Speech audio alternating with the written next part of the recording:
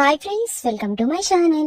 ఇక అహల్యని బాస్ మర్యాదగా ఇంద్ర బాక్స్ ఎక్కడుందో చెప్తావా లేదా అని అంటూ ఇక అహల్యని టెర్రస్ పై నుంచి అయితే గొంతు నులిమేస్తూ ఇక మేడపై నుంచి కింద పడిపోయేంతలా వంచేస్తూ అడుగుతూ ఉంటాడు. ఇక అహల్య వదులు వదులు అని అరుస్తున్నా సరే వదలకుండా గట్టిగా నొక్కేస్తూ మర్యాదగా చెప్పు, లేకపోతే నిన్ను చంపేస్తాను అని అయితే అంటూ ఉంటాడు.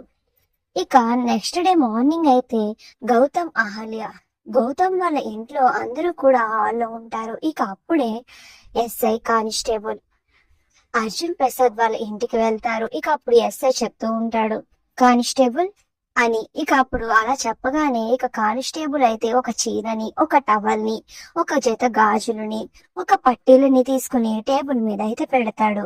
ఇక అవి చూడగానే అవంతిక, ఏంటి ఆ చీర, ఆ గాజులు అచ్చం ఆలిమిలాగా ఉన్నాయేంటి అని అవంతిక అంటూ ఉంటే ఇక ఒక్కసారిగా గౌతమ్ షాక్ అయిపోతాడు. వెంటనే వాటి దగ్గరికి వెళ్లి ఆ చీర, గాజులు అన్ని చూసి ఇవి అహల్య గారివే, మీ దగ్గరికి ఎలా వచ్చినాయి అని అయితే అడుగుతూ ఉంటాడు. ఇక అప్పుడు ఎస్ఐ గారు ఇలా చెప్తూ ఉంటారు, నిన్న కొండపై నుంచి ఒక అమ్మాయి దూకబోతుంది అని మాకు ఇన్ఫర్మేషన్ వచ్చింది. తీరా మేము వెళ్లి చూసేసరికి ఆ అమ్మాయి కొండ మీద నుంచి దూకేసి సూసైడ్ చేసేసుకుంది.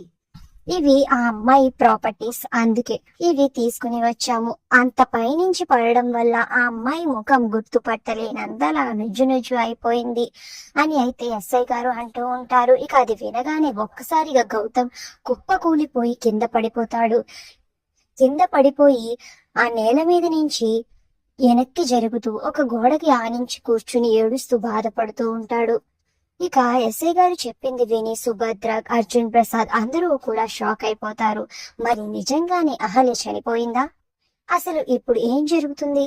ఆ బాస్ నిజంగానే అహల్యని ఆ టెర్రస్ పై నుంచి తోసేశాడా, లేదా అహల్య బ్రతికే ఉందా? అసలు ఏం జరుగుతుంది అనేది నెక్స్ట్ వీడియోలో తెలుసుకుందాం. వీడియోని డైలీ చూడాలి అంటే ఇప్పుడే మా ఛానల్ సబ్స్క్రైబ్ చేయండి. ఇంతకీ ముగ్గు ఎలా అనిపించిందో కమెంట్ చేసేయండి. Thank you.